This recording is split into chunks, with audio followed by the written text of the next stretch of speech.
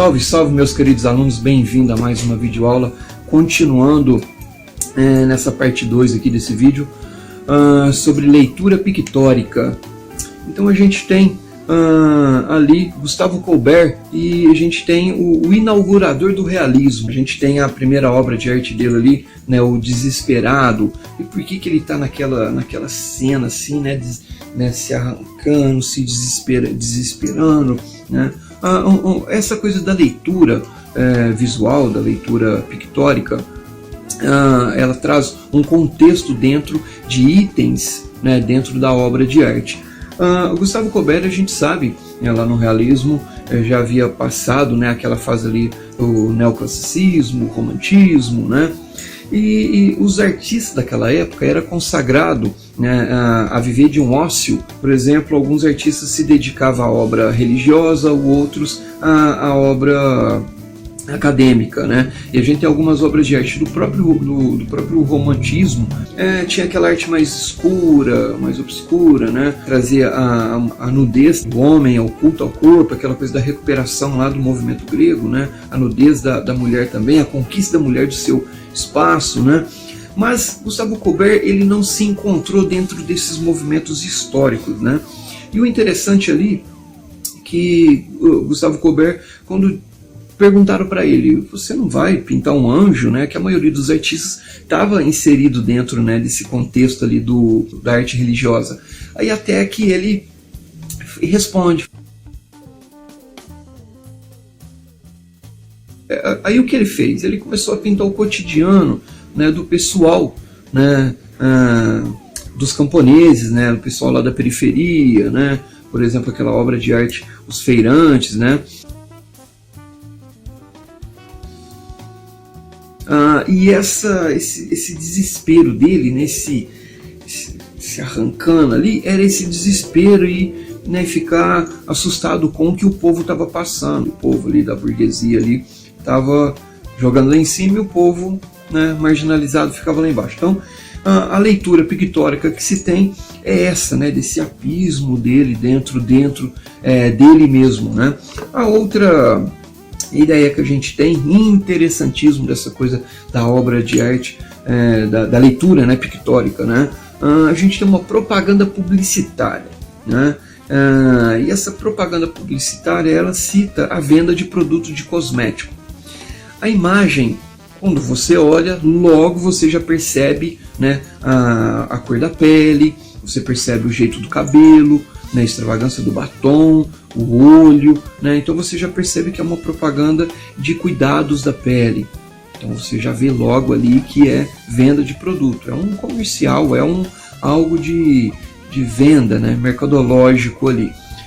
O interessante é que a própria imagem já traz, né, a leitura, né, dessa coisa de você estar atrelado à publicidade. E essa ideia, né, de ler retratos, né, principalmente na antiguidade, ela traz um contexto muito forte dentro das obras de arte. A gente tem um primeiro ali do próprio imperador, né, Francis I da Áustria, de 1832. O legal, né, foi do artista Frederick von Amerlin. O artista, ele trouxe, né, a ênfase do poderio do rei, a extravagância. Da 1832 já estava ali tudo bem, no século XIX, do luxo, a extravagância do luxo, né? Você vê a coluna de mármore, a coroa, né, muito poder, muita joia, né? E a própria roupa, né, do exagero do luxo ali. Em contrapartida, a gente tem, né, uma polêmica ali, né, da obra de arte, né, do Alain Hansay, o retrato da rainha Charlotte, ou a Child. Para os fiscais aí das palavras corretas, levou quase 8 anos para trabalhar com essa obra de arte. Ela faz parte da coleção real do Reino Unido. A rainha Charlotte, se você reparar bem, ela tem um mini Black Power, né? A gente já vai discutir, porque na leitura o pintor, ele meio que deu uma mudadinha num item ali que a gente já vai, né, vai reparar na roupa, a extravagância de novo do luxo, né? 1761, século XVIII, a gente volta mais um pouco ali, ainda estava atrelado ali naquela coisa do rococó, né? E imagina toda aquela a coluna lá atrás, inclusive de mármore, ela com a mão numa coroa, repara as vestes muito bem elaboradas. O que eu quero dizer não é a técnica da pintura, mas o que a pintura está mostrando, o que essa pintura está falando, né? Uma outra imagem ao qual a gente vai entender um pouco dessa pintura, o retrato da rainha, né, é a obra de arte do Thomas Lawrence, né, a rainha Charlotte.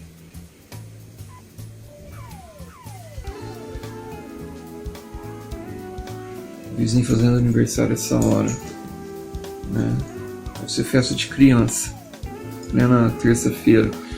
Mas vamos lá, essa obra de arte, né, de 1789, óleo sobre tela, Thomas Lawrence, né, o artista, ele traz no retrato da rainha Charlotte, né, um detalhe diferente ali, a cor da pele. Para a gente entender um pouquinho quem foi a rainha Charlotte, né? Ela foi a primeira rainha negra, né, a se casar com o rei da Inglaterra, né, o rei George III.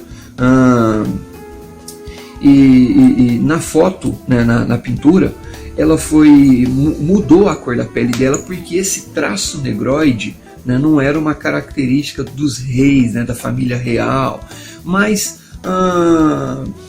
o interessante é que essa coisa do embranquecimento, né, que o status, né, da família ali, assim. Agora o porquê, né, que ela fez ali na pintura, pediram para mudar, né, só a cor da pele, o cabelo continua o mesmo. Repara que ela está ainda com Black Power, né?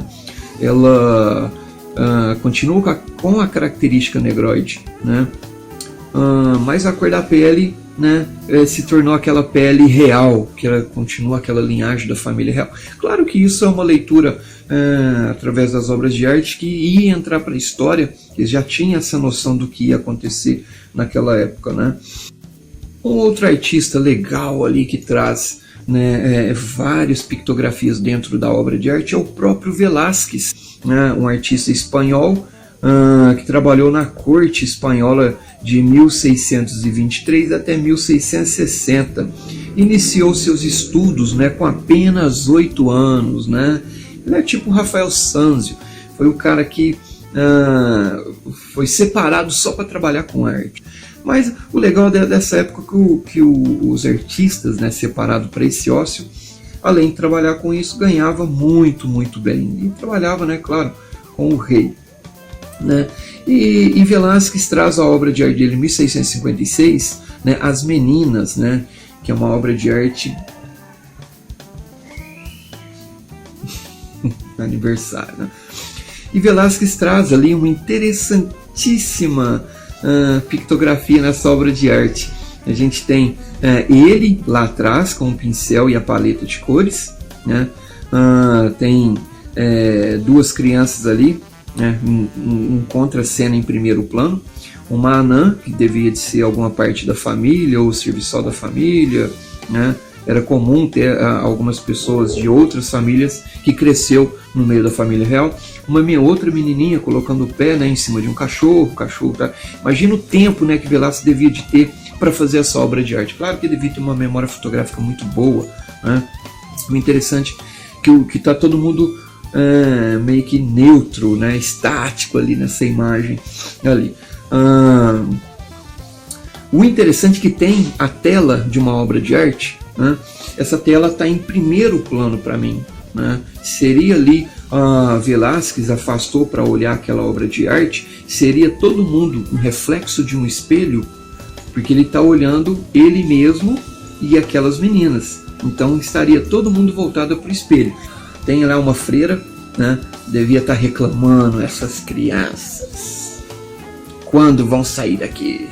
Odeio crianças. E um cara do lado, né, ou uma outra mulher do lado ali, né, não dá para saber, mas devia estar assim, nossa, assim, reclama demais, reclama de tudo. Né? O legal é que Velázquez, ele retratou até o ambiente duas obras de arte na parede lá atrás, então logo a gente já entende que é a galeria dele, que tem outras obras de arte na parede ali do lado.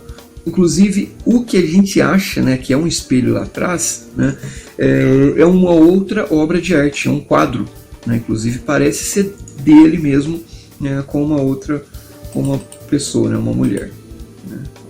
Já ouvi gente falar que seria até o próprio espelho ali. É interessante essa pictografia do próprio... O outro olhar que a gente tem nas obras de arte é esse conceito, né, do moderno. Por exemplo, a gente dá um outro sentido nessa obra de arte. A gente tem, olha que interessante, essa mulher, a obra de arte ali, As Respingadoras, né, de 1857, Olhos sobre Tela, né, do Jean-François, né, Miller, né, para os fiscais aí das palavras corretas. E repara que as protagonistas elas estão espalhando as sementes ali, né, seria semente de arroz, né, ou trigo, né, porque eles estão com algumas palhas na mão, né, o ambiente lá ao fundo bem opaco, bem obscuro, então seria numa época bem de calor, possivelmente um verão, e um mato bem seco, então possivelmente seria realmente um verão ali, que era a época, ou final de verão, né, a época de plantio. Né. Agora o outro quadro que a gente tem do Banksy, ou Banksy, que retrata essa própria obra de arte. O interessante é que a protagonista que está, né, meio levantada, ela sai da obra de arte, né, e escora na moldura e vai descansar.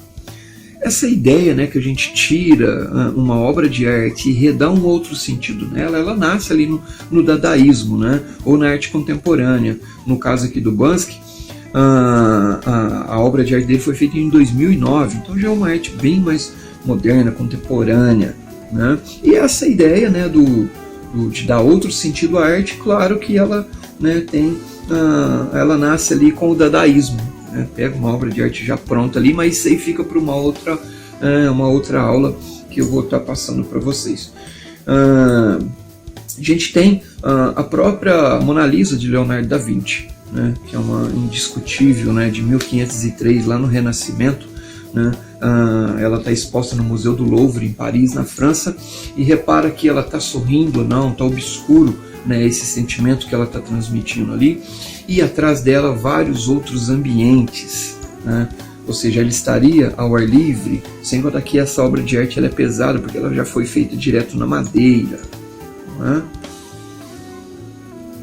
E dando outro sentido na obra de arte, né, a gente tem Ferdinando Botero, né, a Mona Lisa de 1978, né, ela retrata um outro estilo de pintura, né, ela está hoje, né, no Banco da República de Bogotá, na Colômbia, e o próprio Basquiat, que é um outro artista moderno, né, que traz a obra de 1983, a Mona Lisa, e repara que ela está toda rabiscada, uma coisa bem mais moderna, né? Acrílico e óleo sobre tela.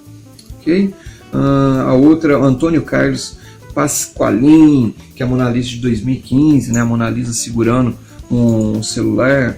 Claro que para ela entra na arte contemporânea, mas para mim ela categoriza ali no dadaísmo, né? E aparece, né, a Mona Lisa Geisha de 2011, né, Arestena, da Helena Velasco, né, uma outra obra de arte legal ali, né. Pessoal, a gente fica por aqui. Eu vou trazer mais obras de arte nessa ideia da leitura pictórica, ok? Vamos ficar ligado. Obrigado, até a próxima.